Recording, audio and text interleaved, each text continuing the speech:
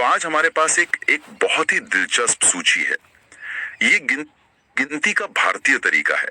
हम सब लाख और करोड़ तो जानते हैं, रोज इस्तेमाल करते हैं, पर उसके आगे ये सूची हमें ऐसी जगहों पर ले जाती है जहां संख्याएं सोचना भी मुश्किल हो जाता है।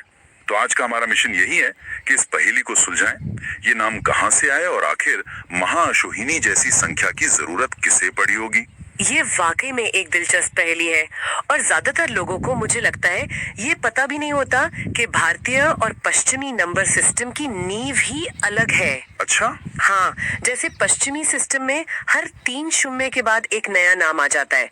पहले 1000, फिर मिलियन, फिर बिलियन। हाँ, हजार के गुणक पर चलता है सब कुछ। बिल्कुल, सब कुछ 1000 के गुणा पर चलता है। और यहाँ भारत में यहाँ तो कहानी मतलब पूरी तरह से अलग है। पूरी तरह से।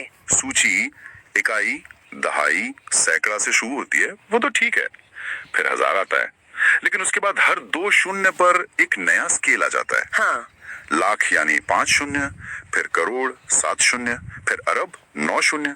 यहाँ पूरी सोच ही 100 के गुणकों पर आधारित है, हजार के नहीं। बिल्कुल, और यही वो बुनियादी फर्क है जो आगे चलकर इस सिस्टम को और भी अनोखा बना देता है।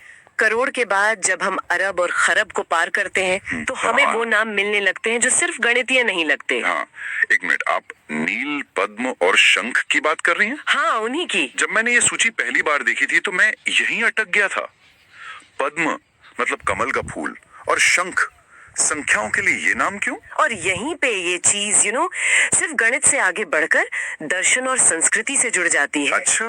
पद्म और शंख जैसे नाम सिर्फ सुंदर नहीं है, हिंदू धर्म में ये पवित्रता, सृजन, अनंतता, इन सब चीजों के प्रतीक है। तो ये एक सवाल खड़ा करता है, क्या ये सिर्फ गिनती थी या फिर संख्याओं को एक दार्शनिक और एक ब्रह्मांडीय अर्थ देने की कोशिश थी? शायद यही था, जहां हर बड़ी संख्या अपने आप में एक कॉन्सेप्ट, एक अवधारणा बन जाती है। ये तो सोचने का एक बिल्कुल नया नजरिया है।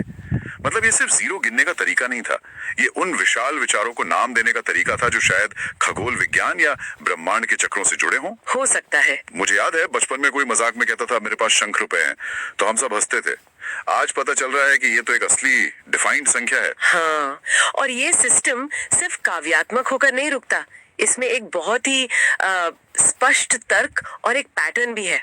हाँ, मैंने भी नोटिस किया, जैसे जैसे हम सूची में और नीचे जाते हैं, अंत्य फिर महाअंत्य, पारार्ध फिर महापारार्ध।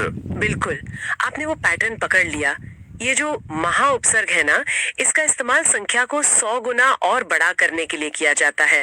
अच्छा, तो ये इन विशाल मात्राओं के नामकरण में एक बहुत ही व्यवस्थित तरीका दिखाता है।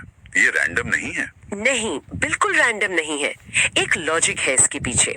और जब हम सूची के बिल्कुल अंत में पहुंचते हैं तो हमें मिलता है महाअशोहिनी, 1 के बाद 28 शून्य। ये संख्या इतनी बड़ी है कि दिमाग में भी नहीं आती। आज हम डेटा के लिए गीगाबाइट्स, टेराबाइट्स, पेटाबाइट्स की बात करते हैं। सही बात है।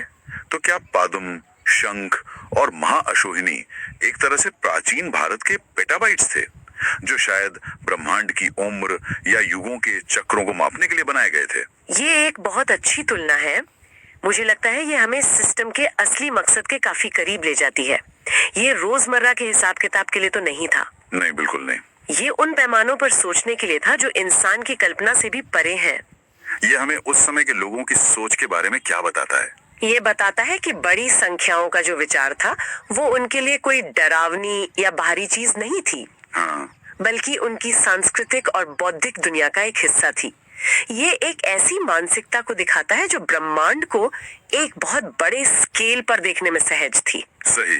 लेकिन यहाँ एक बहुत जरूरी सवाल खड़ा होता है, एक ऐसा सवाल जिसका जवाब स्रोत हमें नहीं देते। और वो क्या है? देखिए, स्रोत हमें नाम और उनका मूल्य तो बताते हैं, लेकिन उनका व्यावहारिक उपयोग नहीं बताते हैं। हाँ, ये तो है। तो सोचने वाली बात यह है कि प्राचीन भारत में रोजमर्रा की जिंदगी से बाहर किन ठोस गणनाओं या अवधारणाओं के लिए महाशंख या महाअशोहिनी जैसी संख्या के नाम की जरूरत पड़ी होगी। मतलब क्या ये सिर्फ एक सैद्धांतिक अभ्यास था, एक थियोरेटिकल एक्सरसाइज? सवाल है जिसका जवाब मुझे लगता है इतिहास में कहीं छिपा हुआ है।